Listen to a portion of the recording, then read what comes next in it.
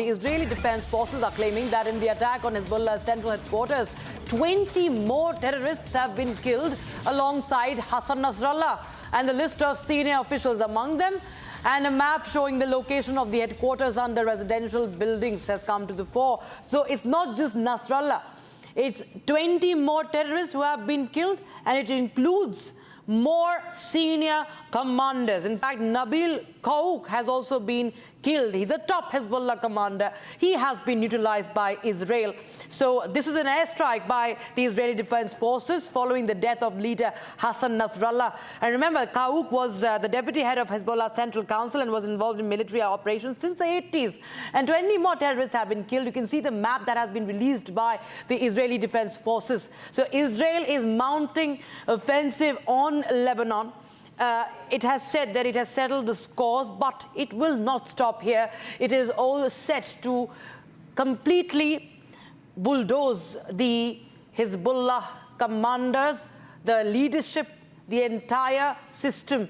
And in fact, we are being joined by special guests on the broadcast to get us more details and insights and analysis on that. Rajiv Nayan is joining us from New Delhi, and also Terry Newman, who joins us from Israel. Mr. Newman, I'll just go across to you first. This is, of course, something that has escalated tensions in West Asia. Now that Hassan Nasrallah has been neutralized, there are more terrorists who are being targeted, and even Nabil Qaouk has been eliminated by the IDF.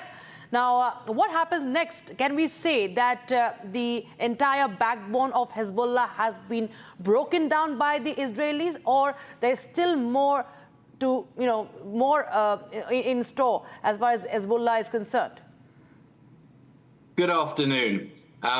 As I revealed at the start of the war on your channel, this entire war is actually a war that was related to the formation of the IMEC, the Indian, Middle Eastern, European Economic Corridor.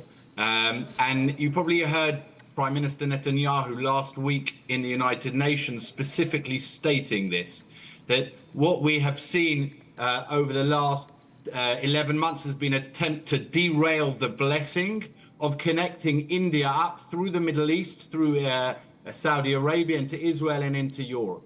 And so what you're now seeing in Lebanon is part of the breakup of the Iranian empire that has been set up to prevent that IMEC. Okay? This is a remarkable achievement by the IDF. We've seen the Iranian army in Gaza, that's called Hamas, really destroyed, brought to its knees. And the pearl, the strongest part of the Iranian army outside of Iran, Hezbollah, being literally brought to its knees. Now, the reason why Hezbollah was seen so important as part of the Iranian army was because it was in effect the deterrent of a non-nuclear state trying to protect its potential nuclear weapons. And so by having 200,000 missiles pointed at Israeli civilians, the Iranian government hoped that Israel would refrain from attacking on Iranian soil its attempts to develop nuclear weapons. Now, Israel in the past destroyed Saddam Hussein's nuclear weapons. It destroyed President Assad's nuclear weapons in Syria. I remind you, in real time, both of those attacks led to huge global condemnation of Israel, but afterwards the entire democratic world said thank you very much.